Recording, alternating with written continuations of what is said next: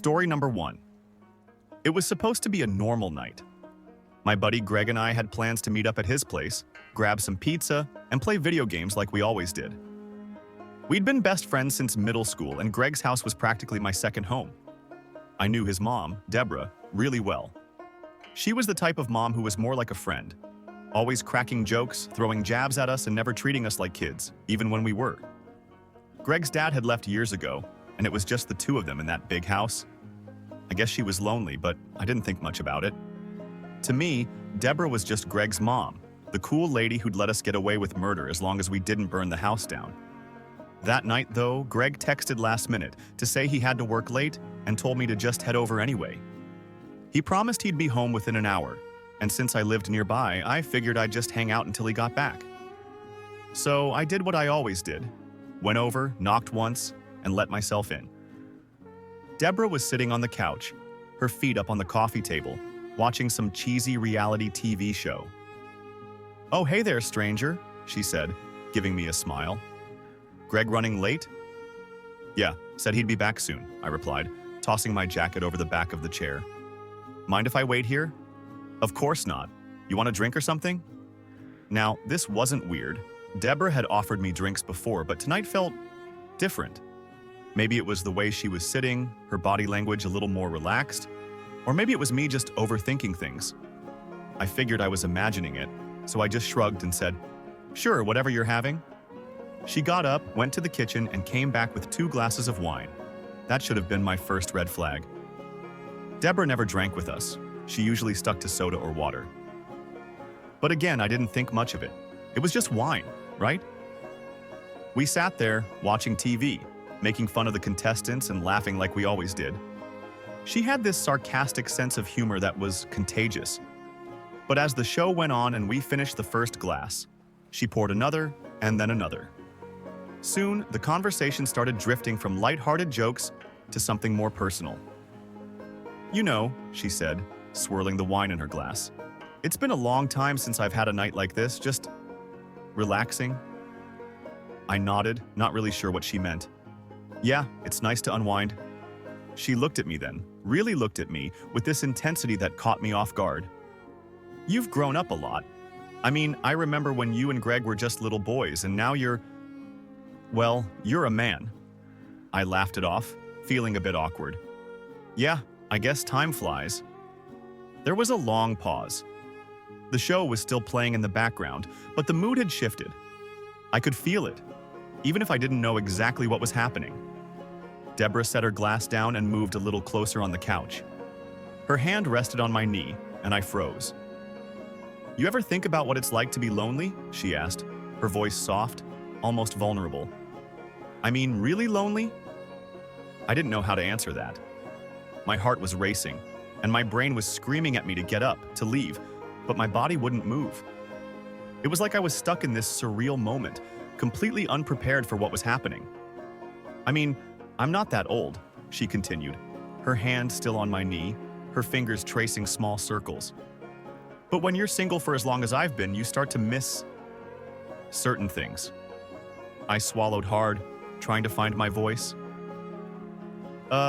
Deborah." Before I could say anything else, she leaned in and kissed me. It was soft at first, just a brush of her lips against mine, but then it deepened, and I couldn't think straight. My body reacted before my brain could catch up, and I kissed her back.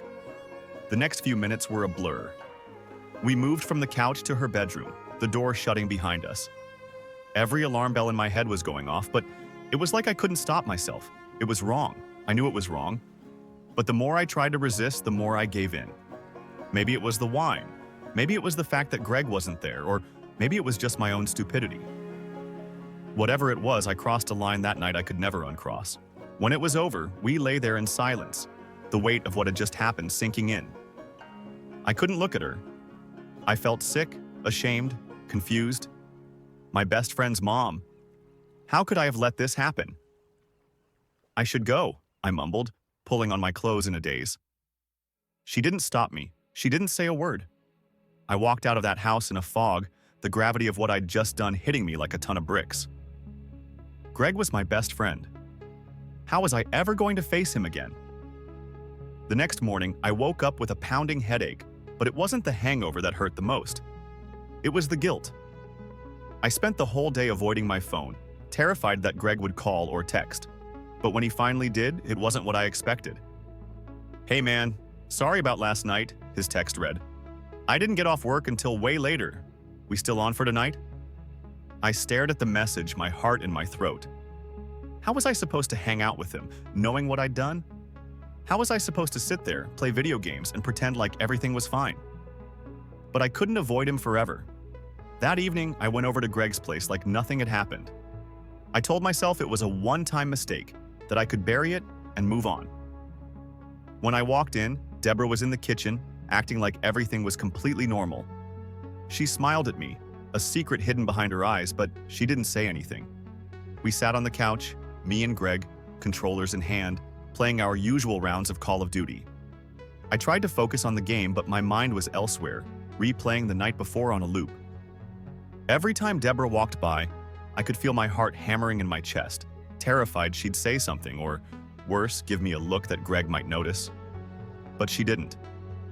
Greg, oblivious as ever, was completely focused on the game, trash-talking me, like always. We ordered pizza, ate, and everything seemed fine, almost normal, except for the gnawing guilt in my gut. I thought maybe, just maybe, I could get away with it, pretend nothing happened, and life would go back to how it was. But that was wishful thinking. Because Deborah? She wasn't letting this go. A few days later, she started texting me. The first text was simple. "Hey, how are you doing?" I stared at it, debating whether I should respond. I finally replied with, "Fine, you." She texted back immediately. "We should talk." I knew what that meant. I knew she wasn't going to let this be a one-time thing. I ignored the message for a few hours, hoping she'd take the hint, but then another text came in. "We need to talk about what happened." I couldn't avoid her forever. I agreed to meet her, but I insisted it be somewhere public, just a coffee shop in town. I thought maybe that would make things less complicated, less tempting. When I got there, she was already seated, looking as put together as ever.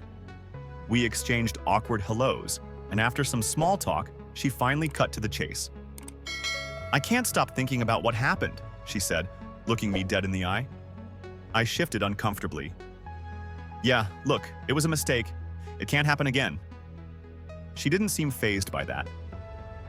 "I don't think it was a mistake." I felt my stomach drop. "Deborah, it was. I mean, Greg. He's my best friend. This would destroy him." She nodded slowly, sipping her coffee, as if she hadn't already considered that.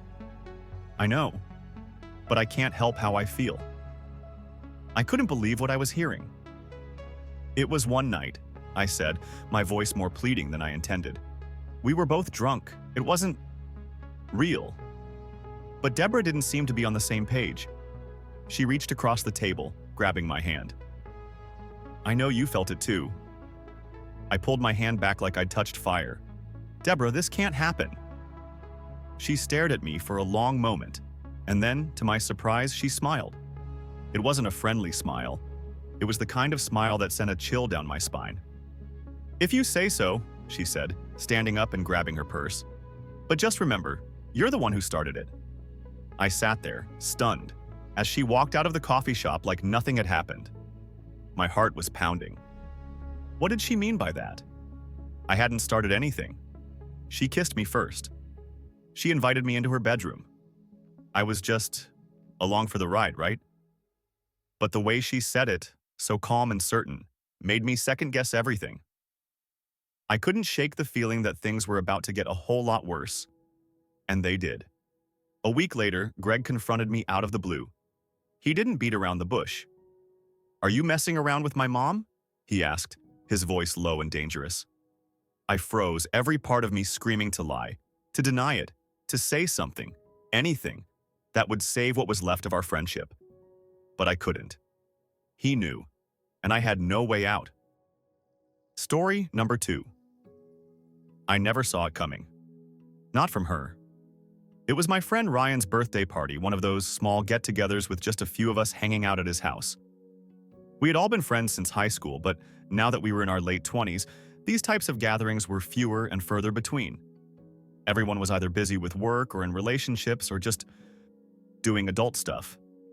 But when Ryan invited me, I couldn't say no. We had been tight for years, and it was always a good time when the group got together. Ryan still lived at home with his mom, Lisa. His dad had passed away when we were in college, and after that, Lisa had sort of retreated from the social scene. But she was a great lady, always making sure we had food or drinks or whatever we needed when we hung out. She was like a second mom to most of us. So when I showed up at Ryan's house that night, I didn't think twice about the fact that it was just me, Ryan, and Lisa hanging around at first. Ryan said a couple of other friends were coming, but they were running late. We started off the night with drinks, Lisa offering us a couple of beers while Ryan put on a game. We were lounging in the living room, the atmosphere relaxed, laughing about old memories and inside jokes. Eventually, a few other people arrived, and the party picked up a little. Music, pizza, and more drinks flowed, and the hours flew by. At some point, Ryan disappeared with his girlfriend, probably to get some privacy in the upstairs bedroom. It was typical of him, vanishing when things got quiet, leaving the rest of us to our own devices. And before I realized it, most of the other guests had either passed out or left altogether. I found myself sitting at the kitchen table with just Lisa. We had been talking on and off all night.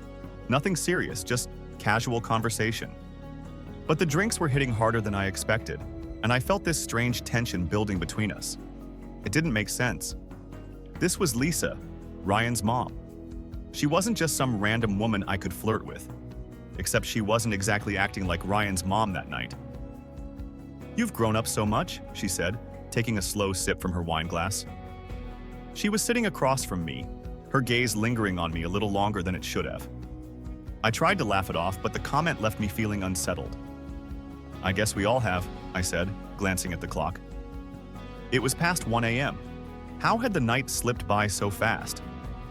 "You're not like the other boys, though," she continued, her voice softer now, more serious.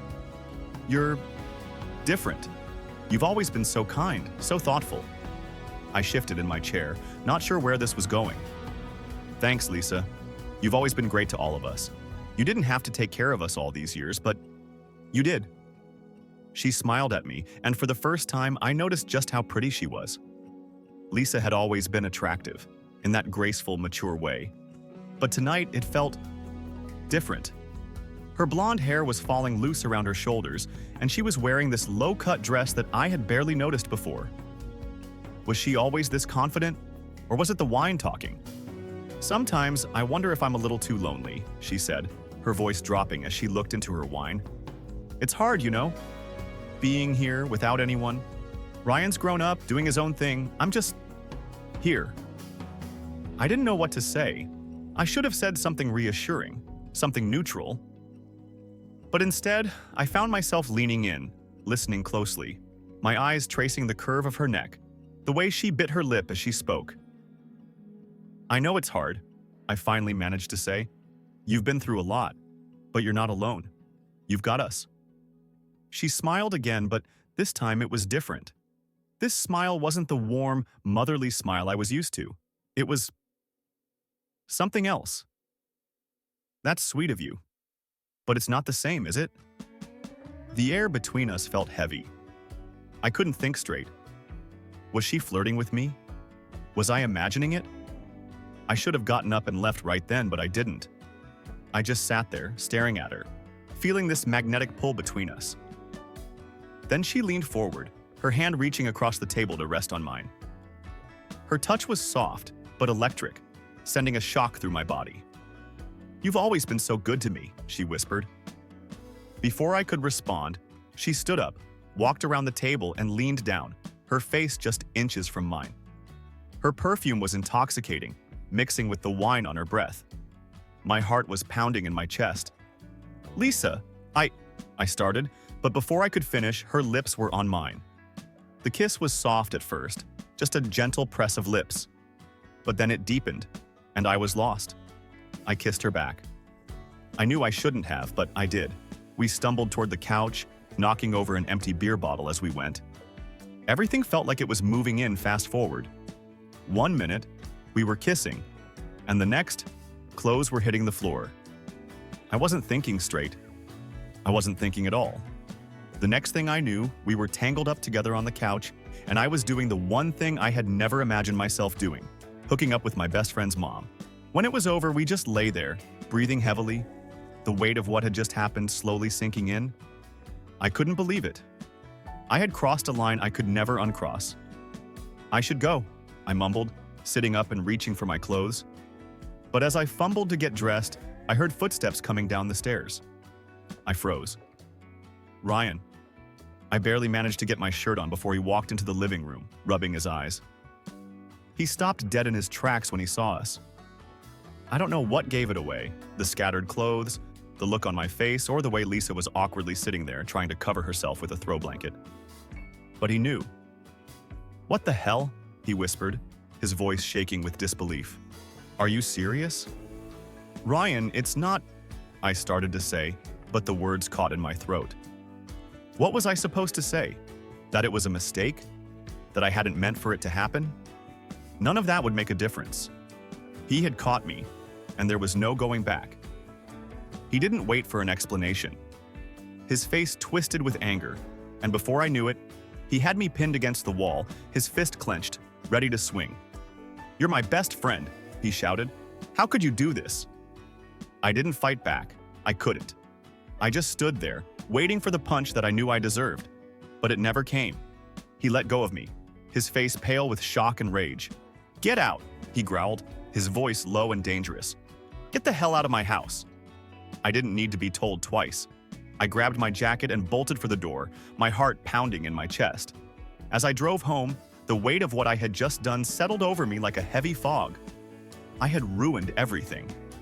Ryan never spoke to me again after that. I lost my best friend that night, all because of one stupid, impulsive mistake. I tried texting him, calling him, but it was no use. He had cut me off completely. Lisa tried to reach out a few times, but I ignored her. I couldn't face her, couldn't face what we had done. The guilt was too much. Months passed, and the group fell apart. Without Ryan, there was no glue holding us together. Everyone went their separate ways, and I was left alone, haunted by the memory of that night. I still think about it sometimes, how one moment of weakness can destroy years of friendship. How a decision made in the heat of the moment can change everything. I'll never forgive myself for what happened that night. And I know Ryan won't either.